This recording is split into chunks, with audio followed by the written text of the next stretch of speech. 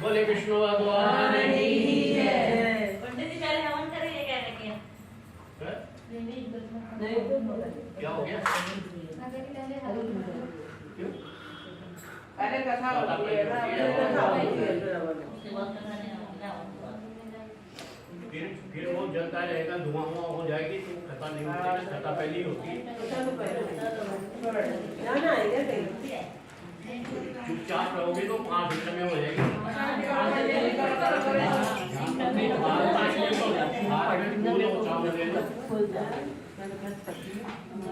5वां अध्याय हो भगवान शंकर वो विष्णु पे चढ़ाना है, थाली में चढ़ा देना उस पर।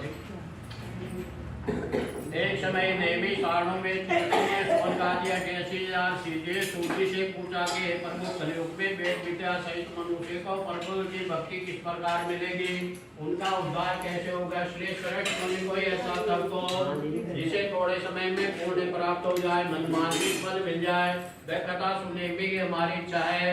सर्व शास्त्र ज्ञाता सूजी बोले कि विष्णु पूजिए, आपने सब प्राणियों की बात पूछी है। अब मैं श्रेष्ठ परंतु आप लोगों से कहता हूँ, जिस भरत को नारद ने लक्ष्मी नारायण से पूछा था, लक्ष्मीपति मुनि श्रेष्ठ नारद कहा था, सो ध्यान से सुनो।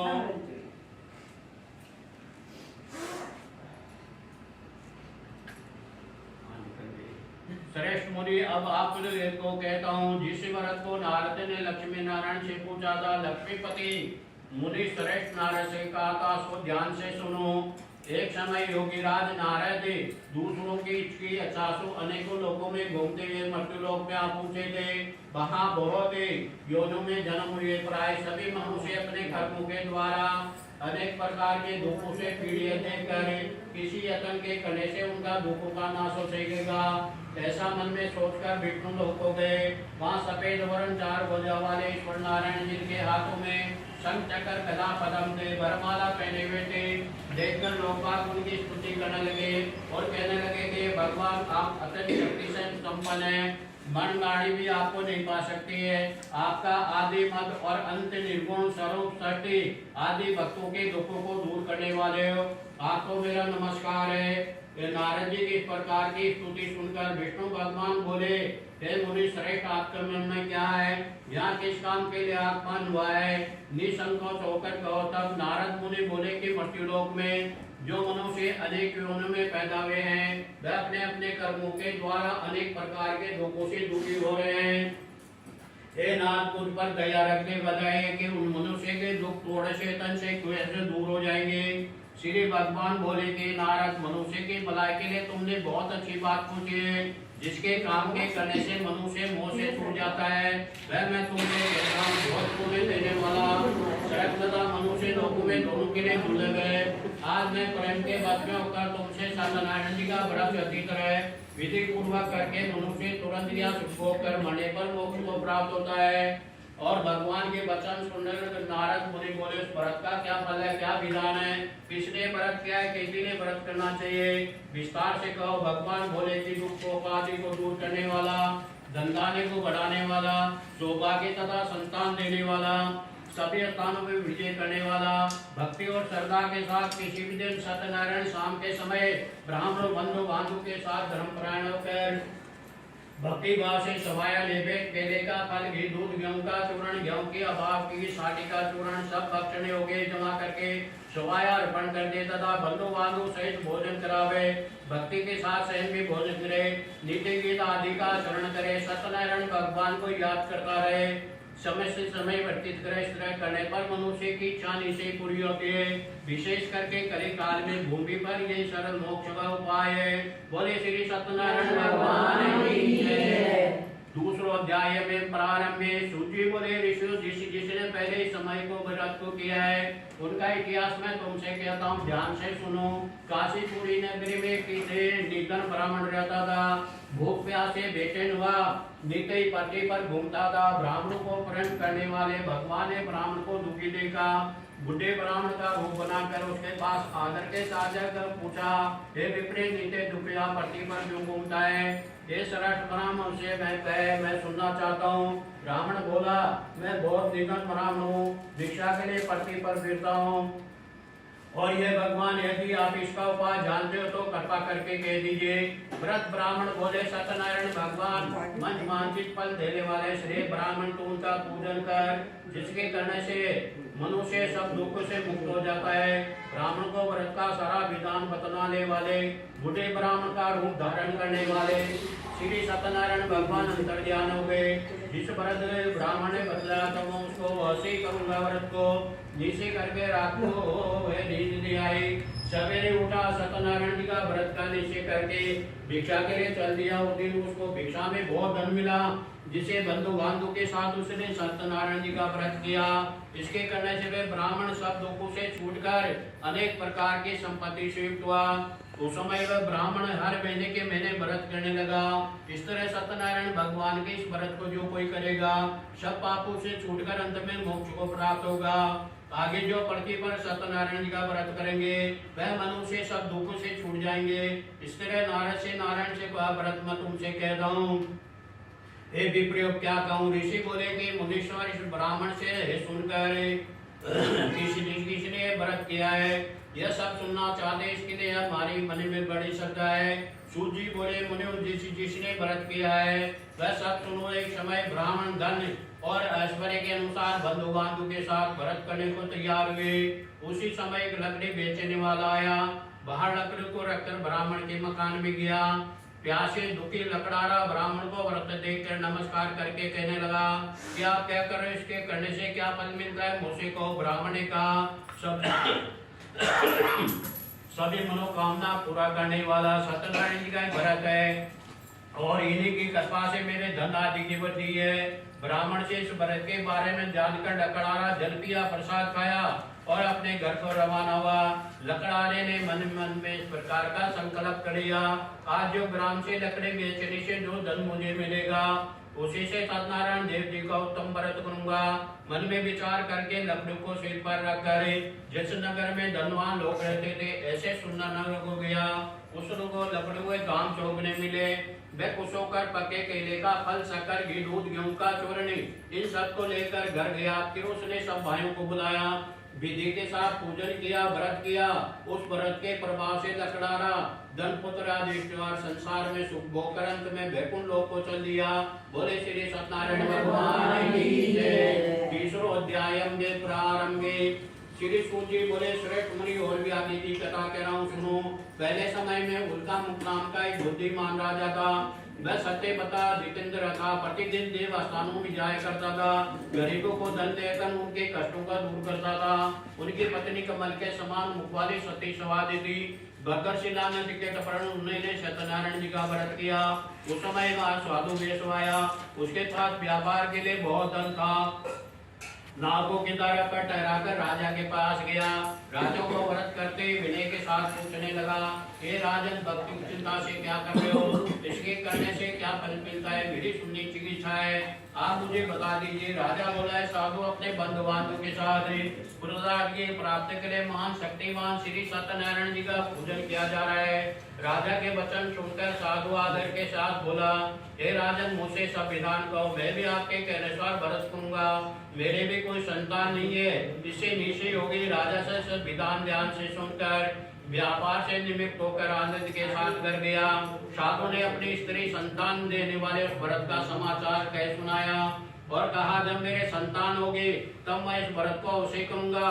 साधु ने ऐसे वचन अपनी स्त्री लीलावती से कह दिए। एक दिन उसकी स्त्री लीलावती पति के साथ आनंदित होकर संसारिक घर में प्रवृत्त होकर सत्यनारायण भगवान की कृपा से गर्भवती हुई तथा 10वें महीने उसके सुंदर कन्या का जन्म हुआ।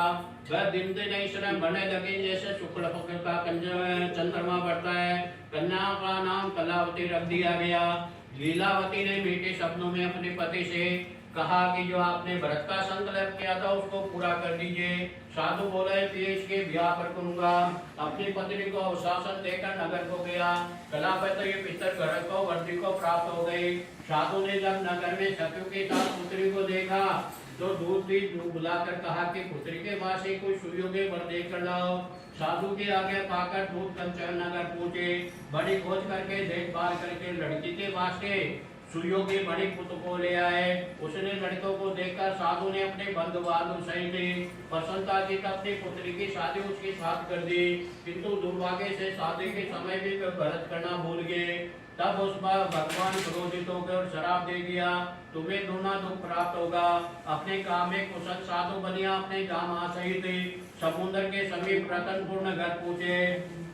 वहाँ पर दोनों ससुर जुमाई राजा चंद्र के नपुर में पूछे, वहाँ व्यापार करने लगे। एक रोज भगवान सत्यनारायण की माया से पीड़ित कोई चोर राजा के धन को चुराकर शीघ्र ही भागा जा रहा था, किंतु पीछे से राजा के दूतों को आता देखकर चोरों ने भागते भागते चुपचाप धन वहीं रख दिया जहाँ पर वे दोनों ससुर जुमाई ठहरे हुए थे। तब दूत साधु वेशव के पास राजा के धन को रखा देखकर दोनों को बांध कर ले गए और प्रसन्नता के साथ दौड़ते हुए राजा के समीप जाकर बोले, ये दो चोर पकड़ कर लाए हैं। राजा ने देखकर आज्ञा दी। राजा की आज्ञा से उनको कठिन कारागार में डाल दिया गया और उनका राजा ने धन भी छीन लिया। उसी शराब के द्वारा उनकी पत्नी भी घर पर बहुत दुखी हुई। घर पर जो धन रखा था वह चोर चुरा कर ले गए। शारीरिक मानसिक पीड़ा से, भूख प्यास से, अन्न की चिंता में कलावती के ब्राह्मण के घर गई। वहां उसने सत्यनारायण भगवान का व्रत होते लगा। वहां उसने कथा सुनी। प्रसाद ग्रहण करके रात को आए। माता ने कलावती से कहा, पुत्री दिन में कहाँ रही तथा तेरे मन में क्या विचार है? कलावती बोली, माता में एक ब्राह्मण के घर श्री सत्यनारायण भगवान का व्रत होते गाय। कन्या के वचन सुनकर लीलावती भगवान के पूजन की तैयारी करने लगी। लीलावती ने परिवार बंधु बांधव सहित भगवान का पूजन किया और भगवान से वर मांगा कि मेरे पति दामाद शीघ्र आ जावे। प्रार्थना की, हमका अपराध क्षमा कर देना। सत्यनारायण भगवान इस भरत से संतुष्ट हो गए और राजा चंद्रकेतु को सपन में दर्शन दे दिए और कहा, राजन दोनों बंदी वेश प्राप्त छोड़ देना, उनका धन ग्रहण किया वह दे देना, नहीं तो तेरे धन राजे पुत्र आदि को नष्ट कर दूंगा। राजा को ऐसा वचन कहकर भगवान अंतर्ध्यान हो गए। प्राप्त का राजा चंद्रकेतु ने सभा बुला ली और अपना सपन सभा में सुना दिया। दोनों बड़े पुत्रों को कैसे मुखागर सभा में बुला लिया। दोनों ने आटे मीठे वचनों में बोला, महान भाई से ऐसा कठिन दुख प्राप्त हुआ है, अब आपको कोई भय नहीं है। ऐसा कहकर उनको नए नए वस्त्र भूषण पहना लिए। उनका जितना धन लिया था उसे दुगना धन दिलाया और इन दोनों को विदाई किया। दोनों में सब अपने घर की ओर चल दिए। बोले श्री सत्यनारायण भगवान की जय। चतुर्दोध्याय में प्रारंभे श्री सूर्य बोले, विष्णु ने मंगलाचरण करके यात्रा प्रारंभ कर दी और अपने नगर की ओर चल पड़े। थोड़ी दूर पहुंचने पर डंडी रेशमदारी सत्यनारायण ने उनसे पूछा कि तेरे नाम में क्या है? वह अभिमानी बड़ी हंसता हुआ बोला, है डंडी क्या पूछ रहे हो, क्या करने की इच्छा है? मेरे नाम में तो बेलपत्ते आदि भरे हुए हैं। देशव के कठोर वचन सुनकर भगवान ने कहा, तुम्हारा वचन सत्य हो। ऐसा कहकर डंडी वहां से चले गए। कुछ दूर जाकर समुद्र के किनारे पर आसन जमा कर बैठ गए। डंडी को जाने पर देशव ने द्वितीय क्रिया करने के बाद नाव को चंपा हुआ। नाव में बेलपति आदि देखकर मूर्छित होकर जमीन पर गिर पड़ा। फिर मूर्छा खुलने पर घोष होकर के रोने लगा। उनका दामाद बोला कि आप शोक न करेंगे, यह सब डंडी का ही श्राप है, अतः उनके शरण में हमको चलना चाहिए, तभी हमारी मनोकामना पूर्ण होगी। दामाद के वचन सुनकर डंडी के पास पहुंचे। अत्यंत भक्तिभाव से नमस्कार करके बोले, मैंने जो आपको सत्य वचन किए थे उनको क्षमा कर देना। ऐसा कहकर महान शोकातुर रोने लगा। तब डंडी भगवान बोले कि बड़ी पुत्र मेरी आज्ञा से तुम्हें बार बार दुख प्राप्त हुआ है, तुम मेरे पूजन से विमुख लो। साधु बोला, है भगवान आपकी माया मोह और आपके रूप को नहीं जानते। मैं ज्ञानी कैसे जान सकता हूँ? आप प्रसन्न हो जाइए। मेरी समर्था के अनुसार मैं आपका पूजन करूंगा। मेरी रक्षा करो, पहले के समान नौका में धन भर दो। उनके भक्ति भाव पूर्ण वचन सुनकर भगवान प्रसन्न हो गए। उसकी इच्छा अनुसार भर देकर अंदर ध्यान हो गए। तब उन्होंने नाव पर आकर देखा तो नाव धन से परिपूर्ण है। फिर भगवान सत्यदेव जी का पूजन कर साधु सहित अपने नगर की ओर चल पड़े। जब अपने नगर के निकट पहुंचे तो दूतों को घर भेज दिया। दूतों ने साधु के घर जाकर उसकी स्त्री को नमस्कार किया और कहा कि साधु अपने दामाद सहित इस नगर के समीप आ गए। ऐसा वचन सुनकर सती ने बड़े हर्ष के साथ सत्यदेव जी का पूजन किया। दिया और पुत्री से कहा, मैं अपने पति के दर्शन को जाती हूँ, यूं ही कार्य पूर्ण करके शीघ्र आ जाना। माता के वचन सुनकर कलावती प्रसाद छोड़कर पति के पास चली गई। प्रसाद के अवगाहन के कारण सत्यदेव अरुष्ट हो गए, उसके पति को नमक सहित पानी में डुबो दिए। कलावती अपने पति को ना देखते हुए रोती हुई जमीन पर गिर गई। इस तरह नौका को डूबा हुआ कन्या को रोता देखकर साधु रुके तो बोला, है प्रभु, मुझे या मेरे परिवार से जो भी भूल है उनको क्षमा कर देना। उनके दीन वचन सुनकर सत्यदेव प्रसन्न हो गए। आकाशवाणी, साधु तेरी कन्या मेरा प्रसाद छोड़कर आई है, इसीलिए इसका पति हृदय से हुआ है। यदि ये घर जाकर प्रसाद खाकर लौटेगी तो पति अवश्य मिल जाएगा। आकाशवाणी साथ सुनकर कलावती घर पहुंची, प्रसाद खाया, फिर उसने आकर अपने पति के दर्शन किए। तब देश और परिवार के सब लोग प्रसन्न हो गए। साधु ने बंधु बांधव सहित सत्यदेव जी का विधि पूर्वक पूजन किया। उस दिन से हर पूर्णिमा, हर संक्रांति सत्यनारायण जी का पूजन होने लगा। फिर श्लोक में सुख भोग कर अंत में शरक श्लोक को चल दिए। बोले श्री सत्यनारायण भगवान की जय। पंचमोध्याय में प्रारंभ में श्री सूत जी बोले, इसको और भी आगे की कथा कह रहा हूँ।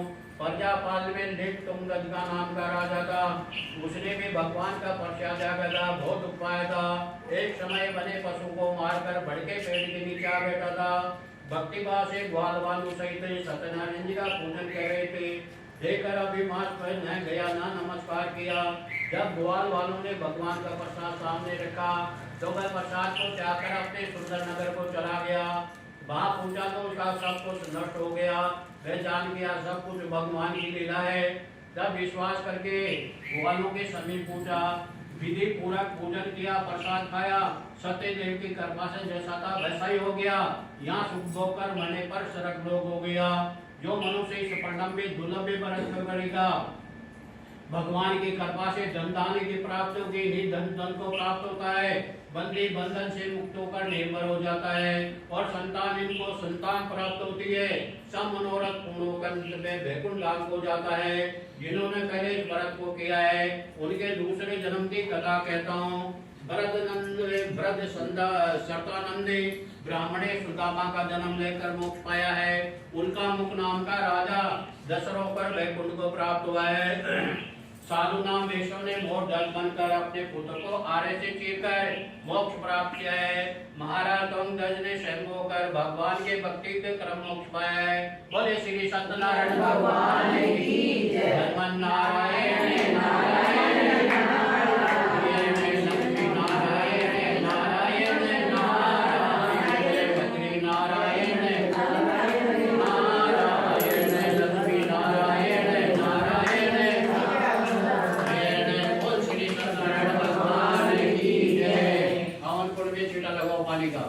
गंगाधर डाला था। ओम पवित्र पवित्र आक्षर पुण्य पुण्य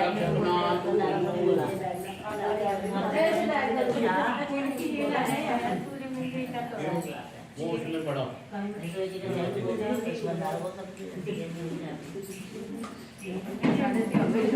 आपके मोड़े मम्मी ये मैंने पंडित जी पहले सोचा सबका हाल लगवा लो। सबका क्या कर लिया ऐसे मेरे पास बोला हाथ